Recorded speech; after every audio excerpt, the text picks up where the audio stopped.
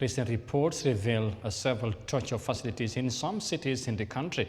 Some of the tortured victims have been sharing their ordeals meted on them by the perpetrators.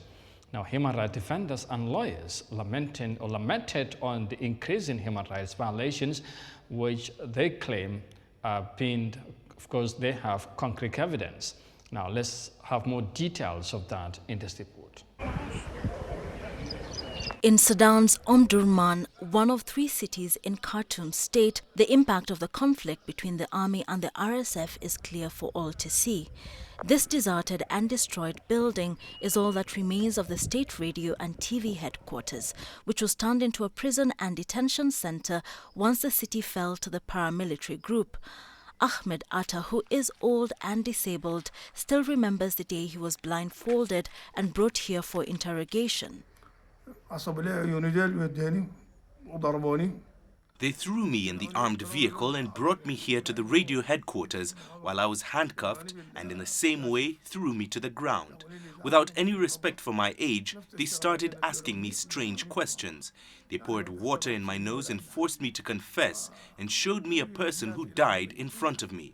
I reached a stage where I told them I'll confess, and I do not know what I'll confess to.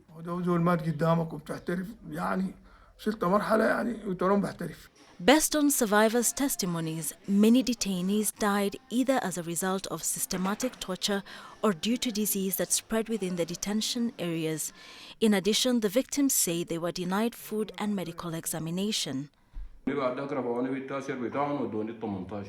They beat me, lifted me into their vehicle and brought me to the 18th prison. I stayed in this prison for 4 days, and after that they took me to Sober prison. They put us in the ward, and we were 263 people. We had no water, and food came at 12 for 1, and they brought us a very small amount of rice and gave us only 1 cup of water a day.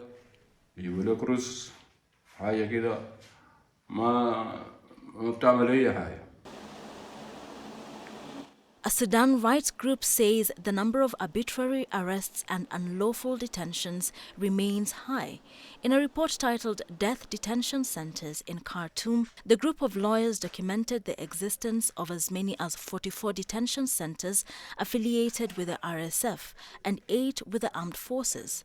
Organizations and activists behind the report say they have evidence that these forces are detaining more than 5,000 people, including 3,500 civilians. The violations are multiple, complex, and very diverse. All types of violations that can happen to the human element have happened to the Sudanese, starting with killing, drugging, and gender-based violence, in addition to enforced disappearance and illegal arrests from both sides. The activists also claim that detainees are subjected to interrogation under horrific torture such as hanging by the legs, electrocution, and extinguishing cigarette butts. The cruel and degrading treatment also includes forcing detainees to perform hard labor and digging graves for the dead on both sides. Both warring parties have previously denied the allegations, with the RSF saying they only held prisoners of war who were well treated.